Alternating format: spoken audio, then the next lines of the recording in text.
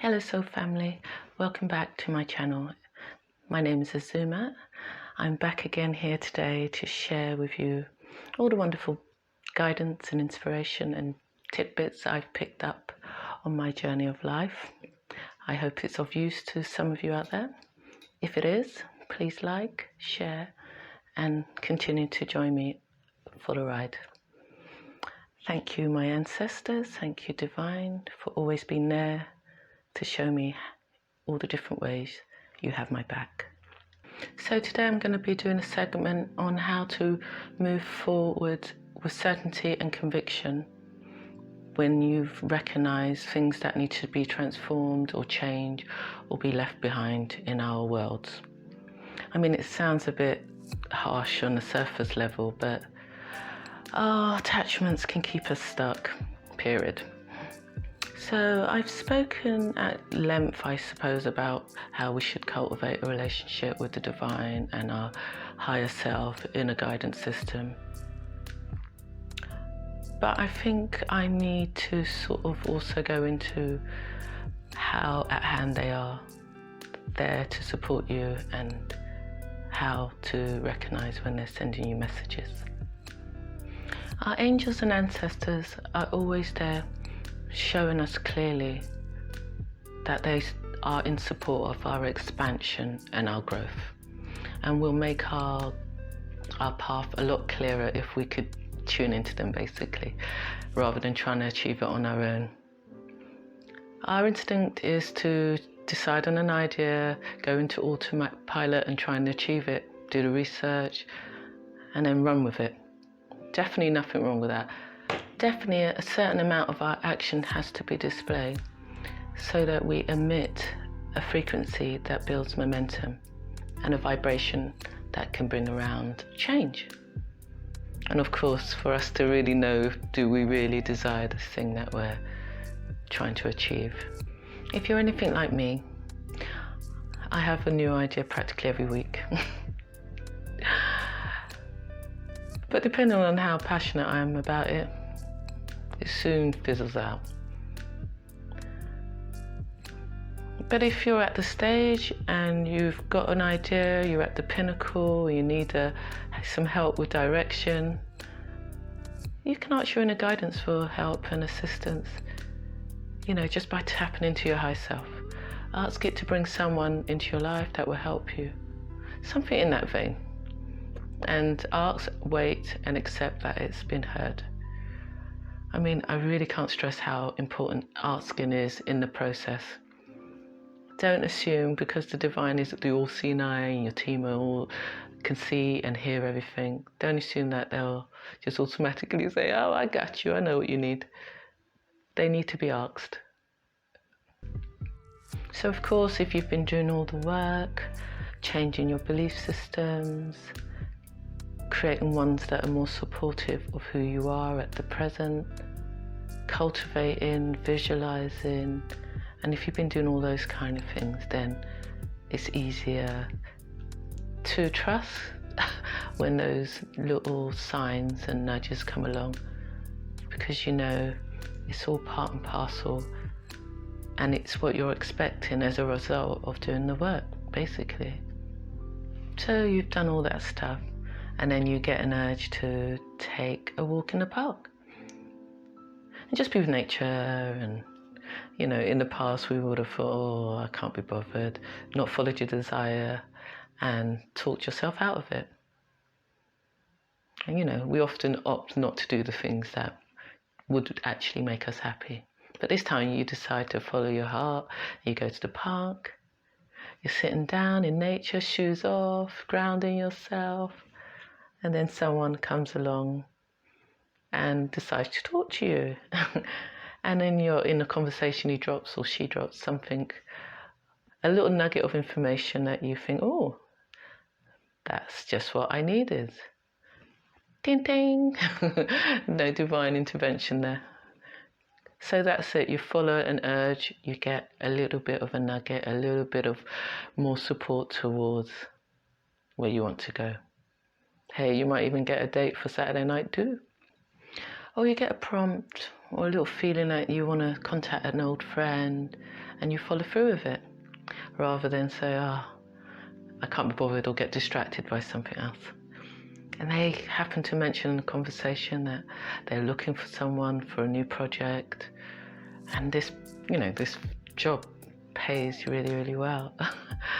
So these are the kind of things that I see that the universe throws into your path when you do the inside work. Ask for the things you want, and just look out for the synchronicities, and follow your prompts, like contacting an old friend when, in the olden days we might decide, let's do something else and forget about the idea. I mean, let's be real, it doesn't happen with things like, I want a house by the beach, and then lo and behold it's sitting there. It doesn't work like that. But you'll start to see your idea about a house being by the sea, and you start seeing little things. You'll start first of all seeing houses by the sea. You'll open up a magazine, there'll be a house by the sea. You'll turn on the TV, there'll be a house by the sea, and that's that's the momentum building. That's the vibration percolating. And then after that, you'll start to see little signals that will help you to materialize, or bring you a little bit closer towards that goal. I mean, like I said, they're very small increments. We all hope it's going to be something really big and obvious, but it tends not to be big and obvious. That's why we have to pay attention. Buddha once said, once you let go, you create space for better things to enter your life. This was a difficult place for me to be in my own personal life, because the two things I had to release in 2020 were two things that I've felt very passionately about and wanted to have in my life forever, pretty much. Of course, I've spoken at length about me having to give up my brand, something that I'd loved and wanted from a child, and something that I'd created from ground up and felt quite proud of what I'd done, and it was a obvious way for me to be as creative as possible and get appreciation for my creativity. The other thing was my long-term relationship that I'd been in for 23 years.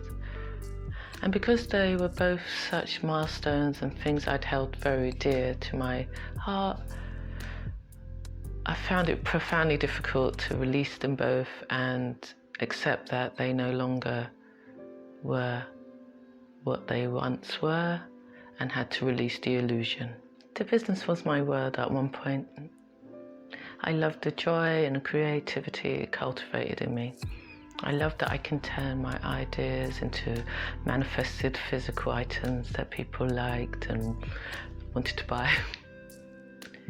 I loved the people and places it brought into my life.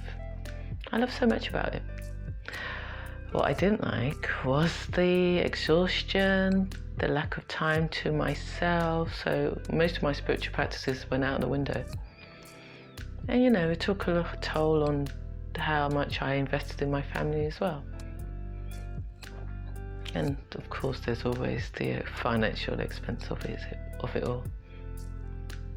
I guess in my heart of hearts, I knew, because I wasn't entirely happy with how things were, I wasn't truly in alignment with my highest self, and was trying to sustain something that was for the wrong reasons, basically, despite not being happy. I guess we all do that. I mean, often we don't even look at it, we just go into autopilot and just think because it's something we love, we have to maintain it and keep it going.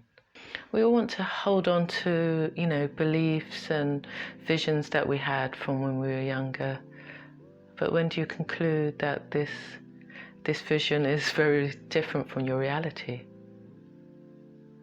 The moment when the universe removes all your distractions and you are faced with everything very clearly, you see you're no longer that person that you were once, and a business was no longer what I wanted.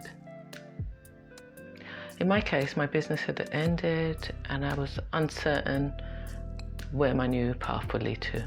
But that was okay with me because I always land on my feet, I kept telling myself.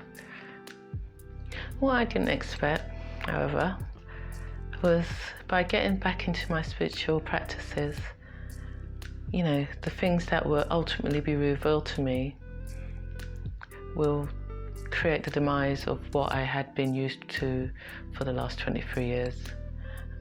I'm not going to go into who, what, who said, and all about, the intricacies of it all.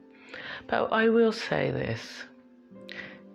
Intuitive hunches are never to be ignored. I mean, if you get these thoughts or feelings that just won't go away, recognize them as red flags, and they're being flagged up for a reason. If other people's gaslighting or cycles of discontentment in you continue and makes you constantly live in your head, that's your intuition telling you to take heed. Don't brush it under the carpet. Because if you do, truth be told, you'll get to 23 years down the line and the divine will take matters into its own hands and light that shit up. Hindsight being a wonderful thing has shown me through my own free will, I turned my feelings off and ignored my own intuition. My guides and ancestors have always been there trying to show me certain things that I needed to know, but I always chose to turn my eyes away, close my ears, not see. But we have free will, of course, and that's what demonstrating your free will will do.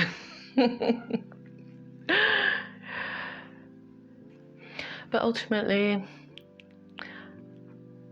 once you are faced with the certainty that you were right to follow your intuition,